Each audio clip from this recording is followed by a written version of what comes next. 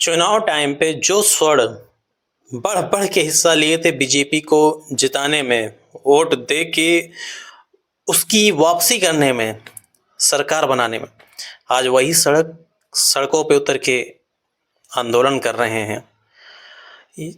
आंदोलन क्यों ही न करें, आखिर भविष्य की चिंता है। यूजीसी गाइडलाइन आने के बाद में शहरों में जो बेचैनी आई है, जो टेंशनबाजी बनी है, वो बीजेपी की देन है। जी, यूजीसी की गाइडलाइन बीजेपी के ही टाइम पे आई हुई है और इसके लिए केंद्र तक शर्तें गई हैं, अप्रूव हुई हैं, उसके बाद ही चीज़ें लागू होती हैं। अगर बीजेपी उस टाइम पे ध्यान दी होती और ज़रा सा भी ख्याल रखी होती अपने वोटर्स के लिए, जो इनके कोर वोटर रहे हैं जनरल कैटेगरी के, तो शायद कुछ ना कुछ चेंज करती ज़रूर। क्योंकि जनरल वर्ग जो आंदोलन कर रहे हैं, उनका मानना भी यही है कि इसमें जनरल के खिलाफ अन्याय हुआ है। अन्याय कैसे, वो समझते हैं। जनरल वर्ग की पीड़ा है कि इक्विटी कमेटी बनाई गई है यूजीसी नियम के तहत।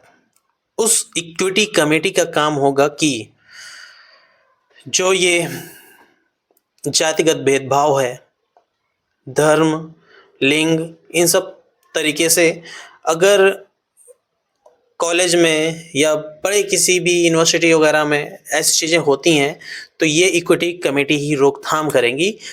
अब दर्द जनरल को इस बात से नहीं है कि ठीक है, न्याय के लिए बनाया गया है और भेदभाव ख़त्म करेगा, कोई दिक्कत नहीं है, लेकिन दर्द कहाँ है जनरल को कि इस इक्विटी कमेटी में जनरल कैंडिडेट नहीं है। उसका मेंबर एससी, एसटी, ओबीसी, दिव्यांग या महिला रहेंगी, लेकिन जनरल का नहीं रहेगा। जनरल लोग सवाल उठा रहे हैं कि ऐसे में हमारे बच्चे का भविष्य कैसे सुरक्षित होगा, हमारा बच्चा मजबूर होगा आत्महत्या करने पे। केस समझा रहा हूँ मैं कैसे। जो जनरल आज जा रही है कॉलेज में, हर जगह पढ़ रहे हैं, अच्छे नंबर्स ला रहे हैं, तैयारी कर रहे हैं, नौकरी पा रहे हैं, ये गाइडलाइन आएगी तो उस गाइडलाइन में कोई भी दूसरे वर्ग का अगर स्टूडेंट इन पे आरोप लगा देता है, कोई भी आरोप, तो इसकी जांच पड़ताल वही कमेटी करेगी और उस कमेटी में कोई भी जनरल मेंबर नहीं होगा। वो कमेटी ही डिसाइड कर देगी कि ये दोषी हैं या नहीं है, आपका बच्चा कितना भी दोषी ना हो। इसी बात को लेके जनरल वर्ग सड़क पर आंदोलन कर रहा है। उसका कहना है कि सरकार बनाए, यूजीसी बनाए, कोई दिक्कत नहीं है, लेकिन जनरल के भी सेफ्टी का ख्याल रखा जाए, उनके न्याय की भी बात उस यूजीसी गाइडलाइन में आनी चाहिए। पब्लिक की बात बता रहा हूँ। एक जगह से आवाज़ आई कि यहाँ पे गाइडलाइन बनाई गई है अन्य वर्गों के भेदभाव को मिटाने के लिए। माना कि इस गाइडलाइन से भेदभाव कम हो जाएगा, लेकिन अगर दूसरी कैटेगरी का कोई जनरल कैटेगरी वाले का अपमान करे तो फिर क्या होगा। जैसे अब इसमें बाभन ठाकुर, लाला बनिया, यही सब हैं। तो अगर दूसरी वर्ग का कोई कहे इसको, कारे पंडितवा हैं, का ठाकुरा, ललवा, या इस तरीके से संबोधन करेगा, तो इनका भी तो कहीं न कहीं रवैया ठीक नहीं होगा ना, इनका भी तो अपमान होगा। उस कंडीशन में जनरल क्या कर सकता है? अगर अपना एक्शन उस पर अपनाता है, ठीक है, तो भी मुसीबत। फिर तो इक्विटी कमेटी बैठी है दोषी ठहराने के लिए। इसी बात को लेकर चिंतित है।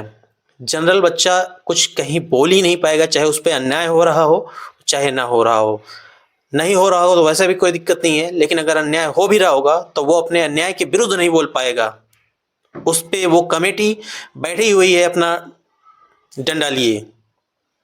लोग बस यही चाह रहे हैं कि इसमें कुछ नियम बदले जाएं, जिससे न्याय जो है ना, एक जैसा होना चाहिए सभी पे, और ये होना भी चाहिए। अगर किसी भी तबके को न्याय चाहिए तो वो जितने भी लोग हैं उन सभी को चाहिए। ऐसा नहीं है कि इनको न्याय दिया जाए, सामने वाले को परेशान किया जाए। ये कहाँ का न्याय है? कौन से सिस्टम का न्याय है? लोग सड़कों पे यूं ही नहीं आए हुए हैं, उनके अंदर तकलीफ है, दर्द है। भविष्य कहाँ जाएगा? हिंदुत्व जोड़ने की बात करते करते हिंदुत्व को समाप्त करने की बात पे आ चुकी है पार्टी या सरकार। ऐसा ही लोगों का मानना है।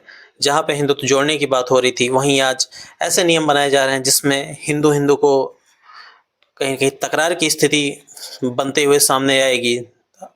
इन फ्यूचर इसका रिजल्ट दिखेगा। लोग इसीलिए और भी बेचैन हैं। तो दोस्तों, आप सभी को क्या लगता है कि इस नियम में संशोधन होना चाहिए या इस कानून को रद्द होना चाहिए, या ये कानून सही है? आप अपनी अपनी राय कमेंट बॉक्स में दे सकते हैं। और जनरल वर्ग के दोस्तों, भाइयों, आपसे निवेदन है कि अगर अपने समाज को जागरूक बनाना है तो उनसे जुड़े रहिए, उनको हर एक चीज़ पे अपडेट देते रहिए। और उसी अपडेट के लिए वीडियो बनी हुई है, वीडियो को शेयर कर दीजिएगा, पहुंचा दीजिएगा अपने समाज के हर एक कोने तक। आपका प्यार मिलना चाहिए आपके इस भाई को भी, क्योंकि मेहनत लगती है हर एक चीज़ को और सामने खुल के आके बताने में। बाकी मिलते हैं किसी नेक्स्ट वीडियो में। मामला ये सुप्रीम कोर्ट तक पहुंच चुका हुआ है। 1-2 महीने बाद में इसका डेट मिला हुआ सुनवाई के लिए। तब तक आप लगे रहिए, हारना नहीं है, हिम्मत नहीं हारना है, जोश बनाए रखिए।